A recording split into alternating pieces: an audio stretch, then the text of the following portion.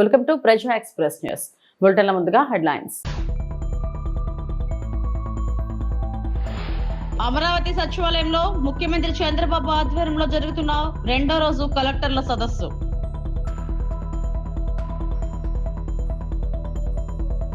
₹129 కోట్లతో Mangalagiri Nidamarru railway over bridge.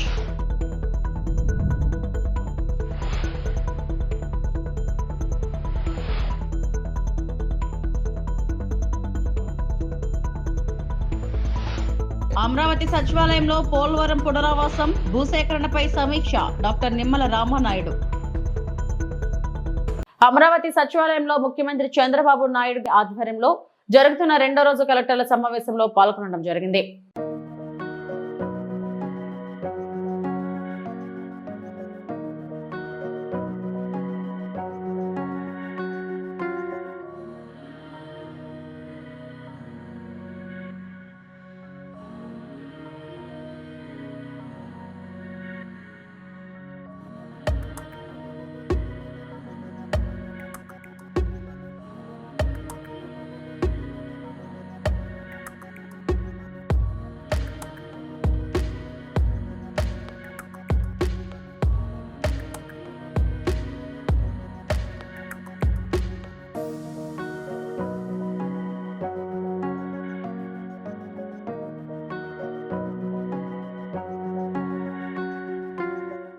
Amaravati సచివాలయంలో పోలవరం పునరావాసం భూసేకరణపై సమీక్ష డాక్టర్ నిమ్మల రామానాయుడు నిర్వహించడమైంది. ఈ సమీక్షలో R&R commissioner Ramasundar Reddy, Polavaram project పరిపాలనాధికారి Abhishek, ENCM Venkateswararao, special collector, special deputy కలెక్టర్లు మరియు Panchayatiraj, tribal welfare, APEW, IDC, housing, R&B chief ఇంజనీర్లు, ఇతర ఉన్నతాధికారులు హాజరయ్యారు. నెక్స్ట్ 6 విలేజెస్ బూర్గంపాడు నుంచి తెచ్చి కుకనూరులో కలిపారు. 5 మండలాలు కంప్లీట్ గా మెయిన్ చేశారు. 2 మండలాలు పార్షియల్ అవి 5 కిందకే వస్తున్నాయి. ఈ 5లోనే 2 మండలాల నుంచి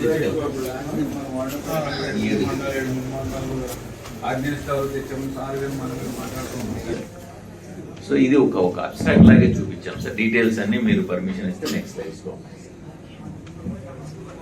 సో ల్యాండ్ అక్విజిషన్ వచ్చేప్పటికి సార్ ఒక 1 lakh acres కావాల్సింది 86,981 అయిపోయింది సార్. 13,000 ఉంది. దాంట్లో కూడా అరౌండ్ 3,000 ఇప్పుడు 46 మంది. దాంట్లో మనకు సెల్ఫ్ కన్స్ట్రక్షన్ OTS ఆఫ్ చేసిన వాళ్ళు 3,228 మంది ఉన్నారు సార్. బ్యాలెన్స్ 17,718 మందిలో సార్. ఇనిషియల్ గా మనం ఫస్ట్ ఈ పోలవరం కన్సీవ్ చేసినప్పుడు ఇంకా నేషనల్ ప్రాజెక్ట్ గా మనం అనౌన్స్ చేయకముందు 26 కాలనీస్ సార్. అవి 3,780 మంది 27 కాలనీస్ కు షిఫ్ట్ చేసేసాం సార్. వాళ్ళంతా సెల్ఫ్ కన్స్ట్రక్షన్ కి వెళ్ళిపోయారు sir. Next houses colonies identify చేసి వీళ్ళకి కట్టాలి సార్. వీళ్ళకి ఇప్పుడు మనము మొత్తం చింతూరులో ఎక్కువ ఉన్నారు సార్. గ్రామ సభలు నడుస్తున్నాయి సార్. ఇవన్నీ 49 కాలనీస్ లోనే మనకి ఫేజ్ 2 కు సంబంధించిన వాళ్ళు 1,497 ముందు మనం ఫేజ్ 1 ఫేజ్ 2 డివైడ్ చేసుకోలేదు కాబట్టి ఉన్నారు సార్. వీళ్ళలో మనకు హౌసెస్ కంప్లీట్ గా అంటే ఇన్ఫ్రాస్ట్రక్చర్ డబ్బులు ఇవ్వాలి సార్. వీళ్ళకి కూడా డబ్బులు పే చేసామంటే వీళ్ళని కూడా మనం షిఫ్టింగ్ రెడీగా పెట్టుకోవచ్చు సార్. వీళ్ళని సో ఇంకా పాస్ చేయాల్సిన వాళ్ళు సంబంధించి చెప్పాం సార్. 49 కాలనీస్ లో ఎన్ని యూనిట్స్ శాంక్షన్ చేశారు, హౌసెస్ ఎన్ని కంప్లీట్. నెక్స్ట్ ఇవి సార్ మొత్తం 172 విలేజెస్ వస్తాయి సార్. ఇప్పుడు వీళ్ళకి కాలనీలు మనం ఐడెంటిఫై చేయాలి సార్. ఇప్పుడు గ్రామ సభలు నడుస్తున్నాయి కదా సార్.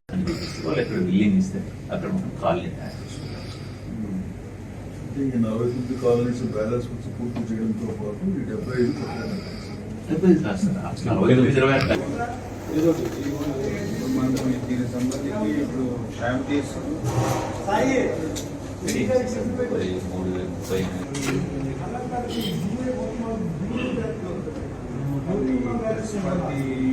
ఆన్లైన్ బెట్టింగ్ పై తక్షణ చర్యలు తీసుకోవాలని YSR Congress party Tirupati MP doctor Maddila Gurumoorthy parliament లో 0 అవర్లో కోరారు. పార్లమెంట్ బడ్జెట్ సమావేశంలో భాగంగా తిరుపతి ఎంపీ బుధవారం మాట్లాడుతూ ఆన్లైన్ బెట్టింగ్ జోద యాప్లతో సమాజంలో ప్రమాదకర పరిస్థితులు తలెత్తుతున్నాయన్నారు. ఆన్లైన్ బెట్టింగ్ యాప్లు సులువుగా అందుబాటులోకి రావడంతో అనేక కుటుంబాలు ఆర్థికంగా చితికిపోతున్నాయని ఆయన వాపోయారు. ముఖ్యంగా యువత భారీ మొత్తంలో డబ్బు పోగొట్టుకుంటూ తీవ్రంగా ప్రభావితం అవుతున్నారన్నారు. కొంతమంది విద్యార్థులు, ఉద్యోగస్తులు తమ సంపాదనలను ఈ యాప్లలో పోగొట్టుకుని అప్పుల్లో కూరుకుపోతున్నారని పార్లమెంట్ దృష్టికి ఎంపీ తీసుకువెళ్లారు. ఈ ప్లాట్ఫామ్ల ద్వారా త్వరగా డబ్బు సంపాదించాలని తలంపు చివరికి మోసాలు, దొంగతనాలు, ఇతర అక్రమ కార్యకలాపాలకు ప్రేరేపిస్తున్నాయని సభ దృష్టికి తీసుకువెళ్లారు. माननीय सदस्य श्री मंडीला गुरुमूर्ति जी. Thank you, madam. I rise to draw the attention of this esteemed house to the growing menace of online betting and gambling apps, which are ruining countless lives across the country, madam. Madam, the easy accessibility of these platforms had caused several financial distresses, mental health issues, and even suicides, particularly among the youth, madam. Students and salaried employees are losing their hard-earned money, leading to heavy debits and family disputes, madam. These platforms create an illusion of quick money, often pushing people into fraud, theft, and illegal activities to recover their losses, madam. Madam, tragically, there have been many instances of individuals taking extreme steps after losing everything to these platforms, madam. Operating in grey area, these apps are often backed by illegal networks and empower criminal syndicates, madam. Madam, the software betting application are built completely in black box, madam. But we see many influencers and celebrities also promoting these apps, madam, which needs to be regulated. I urge the government immediately bring regulations to close these loopholes and take immediate action the betting apps and ensure they don't relaunch under new names, madam. A dedicated task force should be established under the cybercrime department to eliminate such platforms, and nationwide campaigns should educate people about danger of online betting, madam. Thank you, madam. Guntur జిల్లాలోని మంగళగిరి, నిడమర్రు గ్రామాల మధ్య 129 కోట్ల వ్యయంతో ఆర్ఓబిని కేంద్ర railway శాఖ మంజూరు చేయడంపై కేంద్ర మంత్రి పెమ్మసాని చంద్రశేఖర్ సంతోషం వ్యక్తం చేశారు. ఉగాది పండుగకు ముందు గుంటూరు పార్లమెంట్ ప్రజలకు షడ్రసోపేతమైన శుభవార్త చెప్పడం ఆనందంగా ఉందన్నారు. ఆర్ఓబి నిర్మాణ వ్యయాన్ని పూర్తిగా కేంద్రమే భరిస్తుందని తెలిపారు. మంగళగిరి నంబూరు రైల్వే గేట్ ఏదైతే ఉందో దాని మీద ఎల్సి నంబర్ 14 129 కోట్ల రూపాయలతోటి సెంట్రల్ గవర్నమెంట్ 100% ఫండింగ్ తోటి ఈరోజు శాంక్షన్ అయింది. ఈ బ్రిడ్జ్ చాలా ఇంపార్టెంట్. ఎందుకంటే ఒకటి, రేపు అమరావతిలో కొన్ని వేల కోట్ల రూపాయల వర్క్స్ జరగబోతా ఉన్నాయి. ఆ ఎక్విప్మెంట్, సామాగ్రి అంతా కూడా సిటీ బయటకు తీసుకువెళ్లాలంటే ఇక్కడ ఉన్నటువంటి రైల్వే గేట్ వల్ల తీవ్ర అంతరాయం జరిగేటువంటి పరిస్థితి. సో ఈ బ్రిడ్జ్ వల్ల అదొకటి మంచి జరుగుతుంది. రెండోది, ఇక్కడ ఉన్నటువంటి cricket stadium, Andhra cricket association పెద్ద పెద్ద మ్యాచ్లు చేయాలంటే ఈ రైల్వే గేట్ ఉండటం వల్ల కూడా ఇబ్బంది అవుతుంది. కాబట్టి దీన్ని కూడా ఒక యుద్ధ ప్రాతిపదికన కావాలి అని చెప్పి శ్రీ నారా లోకేష్ గారు, అదే విధంగా ఆంధ్ర క్రికెట్ అసోసియేషన్ కేసినేని చిన్ని గారు కూడా రిక్వెస్ట్ చేస్తా ఉన్నారు. దీనిని నారా లోకేష్ గారు వారి ఆఫీస్ నుంచి, అదే విధంగా మా ఆఫీస్ నుంచి కంటిన్యూస్ గా ఫాలో అప్ చేసి ఈ రోజు దాని శాంక్షన్ తీసుకొచ్చాం. మళ్ళీ ఇది కూడా ఒక్క రూపాయి కూడా రాష్ట్ర ప్రభుత్వంపై భారం పడనటువంటి పరిస్థితి. ఈ విధంగా చూస్తే ఈ గుంటూరు పార్లమెంటు పరిధిలో ఇప్పటి వరకు తీసుకువచ్చిన బ్రిడ్జిలతో కలిపి 5 బ్రిడ్జిలు కంప్లీట్ గా సెంట్రల్ గవర్నమెంట్ ఫండింగ్ తో వస్తున్నాయి. ఏదేమైనప్పటికీ ఈ ప్రాజెక్ట్ ని శాంక్షన్ చేయించినటువంటి శ్రీ నరేంద్ర మోదీజీ గారికి గాని, అదే విధంగా అశ్విని వైష్ణవ్ గారికి, సోమన్న గారికి, సౌత్ సెంట్రల్ అధికారులకు, మా స్టాఫ్ కి, లోకేష్ గారికి, లోకేష్ స్టాఫ్ గారికి, అదేవిధంగా పవన్ కళ్యాణ్ గారికి, అందరికీ కూడా మనస్ఫూర్తిగా ధన్యవాదాలు తెలుపుతా ఉన్నాను. ఈ ప్రాజెక్టు గురించి ఒరిజినల్ గా శ్రీ నారా చంద్రబాబు నాయుడు గారు ఇంకా 6 లేన్లు కూడా అవసరం అవుతుంది ఫ్యూచర్ లో అని అడిగారు. బట్ ఏదేమైనప్పటికీ ఇమీడియట్ గా వర్క్ స్టార్ట్ చేయడం కోసం ప్రస్తుతం ఉన్న రైల్వే నిబంధనల ప్రకారం 4 లైన్స్ కి అప్రూవ్ చేసి అవసరమైతే ఫ్యూచర్ లో 6 లైన్స్ కి తీసుకువెళ్లే ప్రణాళిక చేస్తాం. ఇదే కాకుండా ఇప్పటివరకు అప్రూవ్ అయినటువంటి 4 బ్రిడ్జెస్ లో 3 ఆల్రెడీ టెండర్ స్టేజెస్ కి వెళ్ళినాయి. ఇంకా ఒకటి మిగిలింది. అది ఇది కలిపి మొత్తం మిగిలినవి కూడా టెండర్ స్టేజెస్ కి త్వరలో వెళ్తాయి. ఏదేమైనప్పటికీ ఈ ప్రాజెక్ట్ కూడా రావటం గుంటూరు ప్రజలకు ఒక శుభవార్త. నాకు కూడా చాలా గర్వంగాను ఆనందంగాను ఉంది. తెలంగాణ అసెంబ్లీలో బారాస్ ఎమ్మెల్యే కేటీఆర్ చేసిన వ్యాఖ్యలతో దుమారం రేగింది. పనులు కావాలంటే కాంగ్రెస్ నేతలు 30% కమిషన్లు తీసుకుంటున్నారనే ప్రచారం జరుగుతుందని ఆయన వ్యాఖ్యానించారు. దీనిపై డిప్యూటీ సీఎం బట్టి విక్రమార్క సహా అధికార పార్టీ సభ్యులు తీవ్ర అభ్యంతరం వ్యక్తం చేశారు. బారాస సభ్యులు ఒళ్లు దగ్గర పెట్టుకుని మాట్లాడాలని బట్టి విక్రమార్క వ్యాఖ్యానించారు. సంయమనం ఉండాలి, రిస్ట్రెయింట్ ఉండాల్సింది ట్రెజరీ బెంచెస్కి. అపోజిషన్ సహజంగానే మేము ప్రభుత్వం చేయని పనులు, ఇస్తానని చెప్పిన మాటలు, హామీలు మేము దయచేసి ప్రకాష్ రెడ్డి గారు, స్పీకర్ గారు ఒకటే రిక్వెస్ట్, మంత్రులకి మీరు దయచేసి చెప్పండి. ఇప్పుడు మేము కూడా ప్రొవోక్ చేయాలనుకుంటే మేము కూడా మాట్లాడచ్చు సార్. మేము కూడా చెప్పొచ్చు 30% కమిషన్ అని వాళ్ళ ఎమ్మెల్యేలు అంటున్నారు, 20% కమిషన్ అని సెక్రటేరియట్ లో ధర్నాలు అవుతున్నాయి.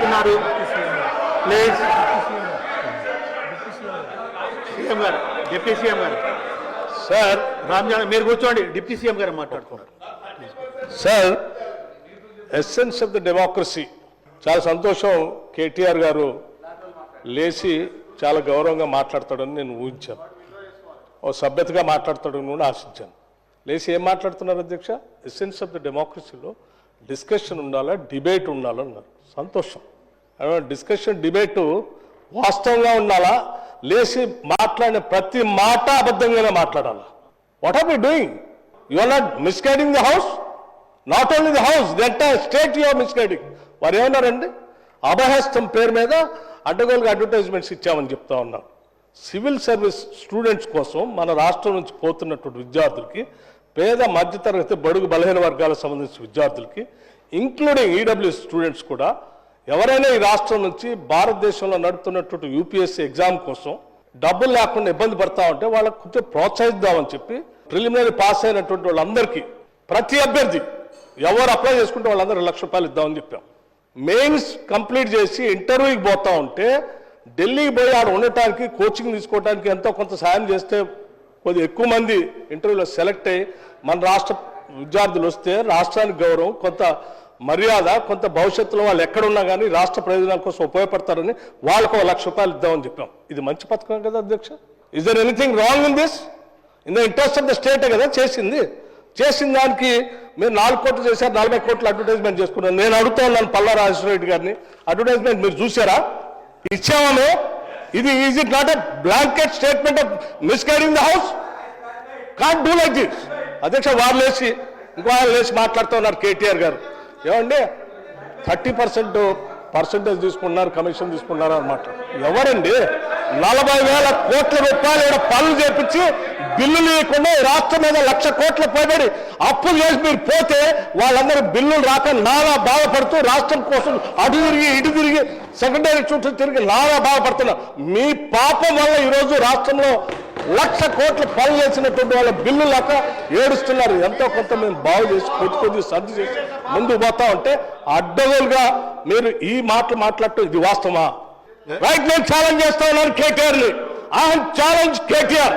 Now you have to prove that what the statement what you made. Otherwise you have to say opposite to this house. He has to make a statement. అధ్యక్ష, నేను అడుగుతా ఉన్నాను, ఇది మీరు ప్రూవ్ చేయకపోతే ఈ సభకి క్షమాపణ చెప్పాలి, ఈ రాష్ట్ర ప్రజలకు కూడా క్షమాపణ చెప్పాలి. ఈ రకంగా మైక్ దొరికింది కదా అని అడ్డగోలుగా ప్రభుత్వం మీద బ్లాంకెట్ గా ఈ రకమైన స్టేట్మెంట్ ఇస్తే ఇట్ ఈస్ నాట్ కరెక్ట్. అధ్యక్ష, గౌరవ సభ్యుడు దీని మీద తిరిగి సమాధానం చెప్పాలి, క్షమాపణ కూడా చెప్పాలి. దయచేసి శ్రీశైలంలో భక్తుల రద్దీ కొనసాగుతుంది. ఉగాది బ్రహ్మోత్సవాలు గురువారం నుంచి ప్రారంభం కానున్నాయి. ఈ నెల 31 వరకు జరగనున్నాయి. దీంతో కర్ణాటక భక్తులు పెద్ద ఎత్తున తరలి వస్తున్నారు. ఇప్పటికే శ్రీగిరి భక్తులతో కిక్కిరిసిపోయింది. క్యూ కాంప్లెక్స్ లో నిండిపోయాయి. బ్రహ్మరంభ మల్లికార్జున స్వామి వార్ల దర్శనం కోసం 5 గంటల సమయం పడుతుంది. శ్రీశైలంలో ఇప్పటికే 3 లక్షల మంది భక్తులు ఉన్నట్లు అధికారులు తెలిపారు. ఈ నెల చివరి వరకు రద్దీ కొనసాగే అవకాశం ఉంది.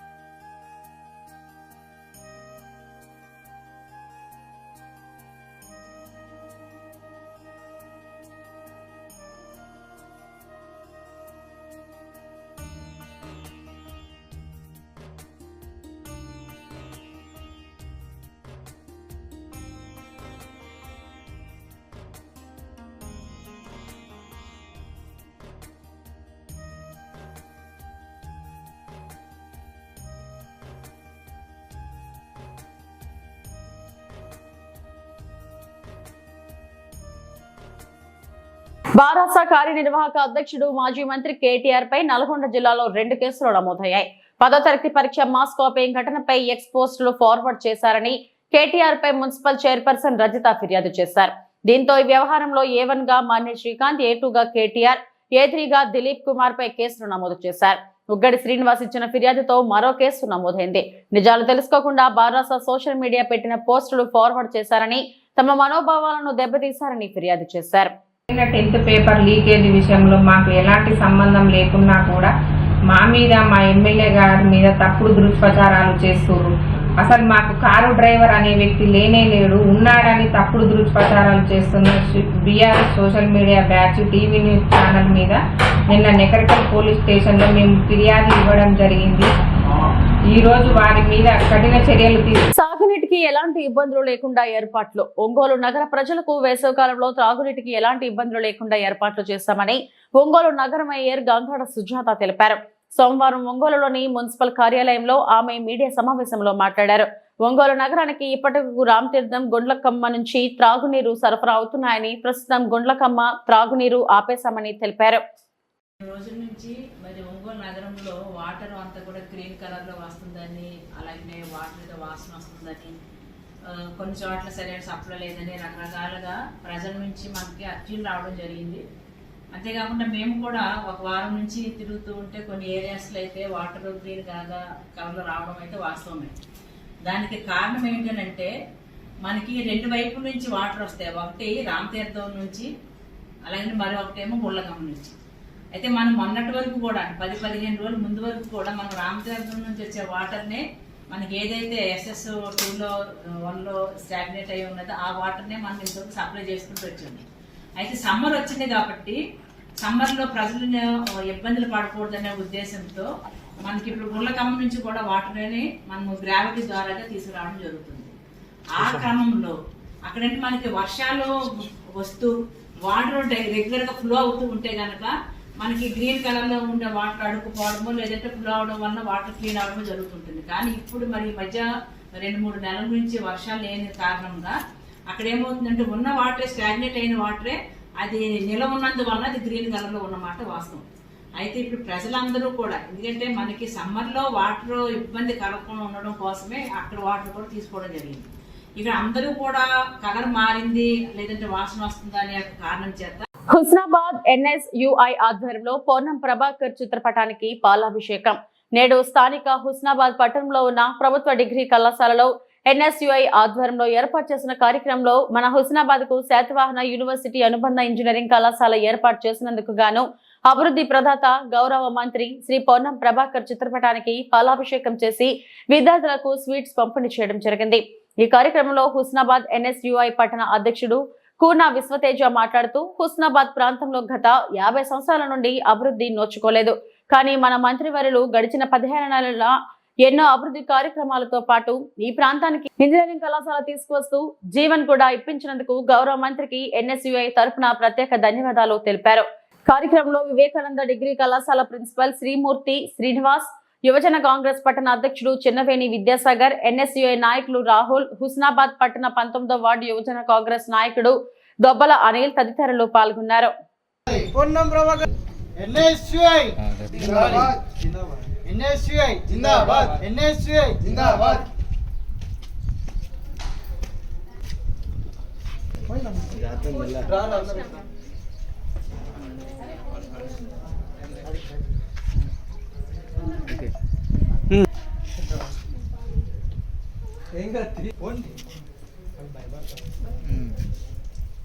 జై కాంగ్రెస్, జై కాంగ్రెస్, జై కాంగ్రెస్. పొన్నం ప్రభాకర్ నాయకత్వం వర్ధిల్లాలి, పొన్నం ప్రభాకర్ నాయకత్వం వర్ధిల్లాలి, రేవంత్ రెడ్డి గారి నాయకత్వం వర్ధిల్లాలి, రేవంత్ రెడ్డి గారి నాయకత్వం వర్ధిల్లాలి, బట్టి విక్రమార్క గారి నాయకత్వం వర్ధిల్లాలి, బట్టి విక్రమార్క గారి నాయకత్వం వర్ధిల్లాలి. జై కాంగ్రెస్, జై కాంగ్రెస్, జై కాంగ్రెస్, జై NSUI జిందాబాద్, NSUI జిందాబాద్, NSUI జిందాబాద్.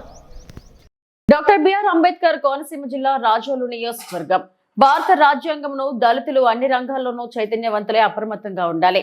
మల్కిపురం మండలం రామరాజులంక గ్రామంలోని అంబేద్కర్ స్మృతి వనంలో దళిత హక్కుల పోరాట సమితి జిల్లా మహాసభను దేవ రాజేంద్ర ప్రసాద్ ఆధ్వర్యంలో దళిత హక్కుల పోరాట సమితి రాష్ట్ర అధ్యక్షులు జేవి ప్రభాకర్ ముఖ్య అతిథిగా పాల్గొన్నారు. ఈ సందర్భంగా ప్రభాకర్ మాట్లాడుతూ దళిత హక్కుల పోరాట సమితి దేశంలో 20 రాష్ట్రాల్లో విస్తరించిన ఒక గొప్ప ఉద్యమ సంస్థ అని అన్నారు. దేశంలో హిందూ మతం ముసుగులో భారత రాజ్యాంగానికి తూట్లు పొడిచేందుకు కుట్రలు జరుగుతున్నాయని, రాజ్యాంగం కేవలం దళితుల కోసమే కాదు గనక దేశ ప్రజలందరూ అప్రమత్తం కావాల్సిన సమయం ఏర్పడిందన్నారు. మనుషులను మనుషులుగా చూడని మను ధర్మశాస్త్రంను మరలా తెచ్చేందుకే ఈ కుట్ర జరుగుతుందని దుయ్యబట్టారు. సంస్కృతి ఉన్న మతం ఏదైనా ఉందంటే కేవలం బౌద్ధ మతమేనన్నారు. అందుకే ఆనాడు అంబేద్కర్ 7 లక్షల మందితో బౌద్ధ మతం స్వీకరించిన సంగతి గుర్తు చేశారు. అలానే ఎస్సీ ఎస్టీ అట్రాసిటీ చట్టాన్ని కూడా నిర్వీర్యం చేశారన్నారు. సారపాక గాంధీనగర్ లో అంబేద్కర్ విగ్రహాన్ని ఏర్పాటుపై వివాదం జరిగింది. స్వేచ్ఛ, స్వతంత్రం, సమానత్వం అనేటువంటి 3 మాటలు. ఈ స్వేచ్ఛ, స్వతంత్రం, సమానత్వం అంటే ఏంటవి, ఎలా ఉంటాయి? అంటే కేవలం రంగు, రుచి, వాసన ఏమైనా ఉంటాయా? ఎలా ఉంటాయి? అని మనం చాలా సంవత్సరాలుగా ఏమిటి స్వేచ్ఛ, స్వతంత్రం అంటే ఏంటి, సమానత్వం అంటే ఏంటి? చాలా అన్యాయంగా మేము భావిస్తూ ఉన్నాము. ఏదైతే ఉందో ఇంతకుముందు జిల్లాను ఒక యూనిట్గా తీసుకొని రిజర్వేషన్ ఇంప్లిమెంట్ చేస్తానన్నారు. ఇప్పుడేమో రాష్ట్రాన్ని ఒక యూనిట్గా తీసుకొని ఇంప్లిమెంట్ చేస్తానని అనుకున్నాను. అది ఏది సమంజసమో ఏది కాదో ఆ 1 మ్యాన్ కమిటీ ఏదైతే ఉందో మిశ్రా కమిటీని పబ్లిక్ డొమైన్లో పెట్టాలి, అందరూ చర్చించాలా, మా అభిప్రాయం కూడా మేము చెప్పాలా. మాకు అవకాశం లేదు. మాకే కాదు, ఎన్నికైనటువంటి గౌరవప్రదమైనటువంటి ఎమ్మెల్యేలకు కూడా మాట్లాడేటువంటి అవకాశం లేదు. ఇక్కడ లేదు, తెలంగాణలో కూడా అవకాశం ఇవ్వలేదు. కాబట్టి మేము చర్చగా అవకాశం ఇవ్వాలని చెప్తున్నాం. ఆ రిపోర్ట్ ఏదైతే ఉందో పబ్లిక్ డొమైన్ లో పెట్టాలో ఆ తర్వాతే. డాక్టర్ బిఆర్ అంబేద్కర్ కోనసీమ జిల్లా ముమ్మిడివరం ఆన్లైన్ బుకింగ్ సరుకు రవాణా మాటున అక్రమంగా యానా మద్యం తరలిస్తున్న వ్యక్తి అరెస్ట్.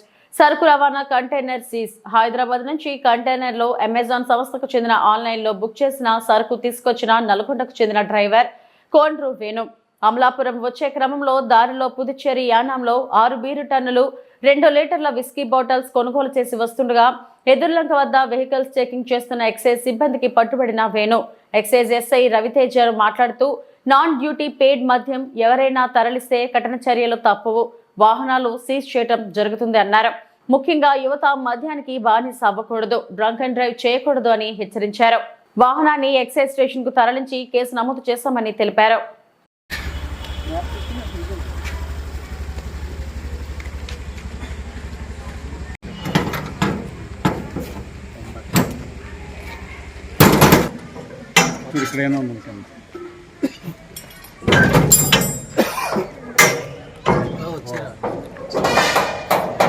ఒకసారి ఎక్కి చూడండి. ఇన్ని ఎలక్ట్రికల్ అన్ని చిన్న చిన్న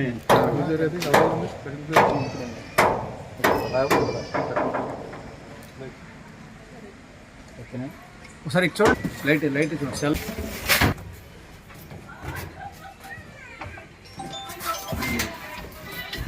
ఏసీ బాగా కాలుతుందా అంటారు.